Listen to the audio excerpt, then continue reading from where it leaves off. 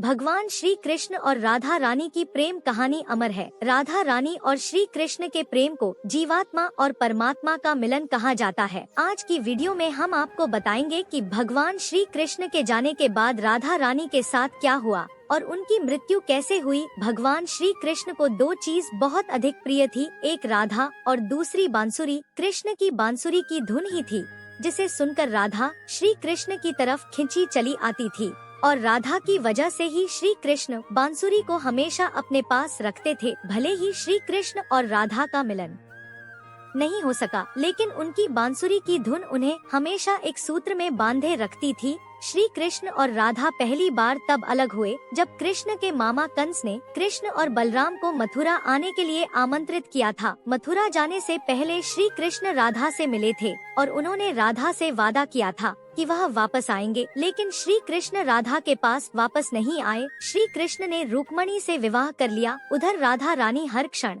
श्री कृष्ण को याद किया करती थी। राधा का मन कृष्ण के बिना बहुत ही व्याकुल रहता, उसके लिए कृष्ण के बिना एक पल भी रहना मुश्किल हो रहा था। एक दिन राधा रानी चुपके से घर से निकलकर द्वारिका पहुंच गई, जहां श्री कृष्ण रहते थे। जब राधा रानी द्वारिका पहुंची तो उन्होंने देखा कि श्री कृष्ण का विवाह रुक्मणी और सत्यभामा से हो चुका है। फिर राधा की मुलाकात श्री कृष्ण से हुई। वे दोनों एक दूसरे को देखकर बहुत प्रसन्न हुए। राधा कौन थी यह द्वारिका नगरी में कोई नहीं जानता था। राधा के अनुरोध करने पर श्री कृष्ण ने उन्हें महल में एक देविका के रूप में नियुक्त करवा दिया। राधा रानी दिन भर महल में रहती, महल के कार्य देखती और जब भी मौका मिलता तो दूर से ही श्री कृष्ण के दर्शन कर लेती। लेकिन एक दिन राधा रानी के मन में यह विचार आया कि वह आखिर कब तक ऐसे ही महल में श्री कृष्ण की शरण में रहेगी, क्योंकि श्री कृष्ण का विवाह हो चुका था और अब श्री कृष्ण की रानियां रुक्मणी और सत्यभामा श्री कृष्ण के साथ रहती थी।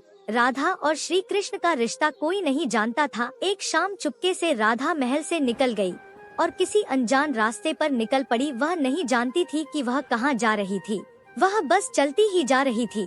कुछ समय पश्चात राधा को श्री कृष्ण से मिलने की इच्छा जागी।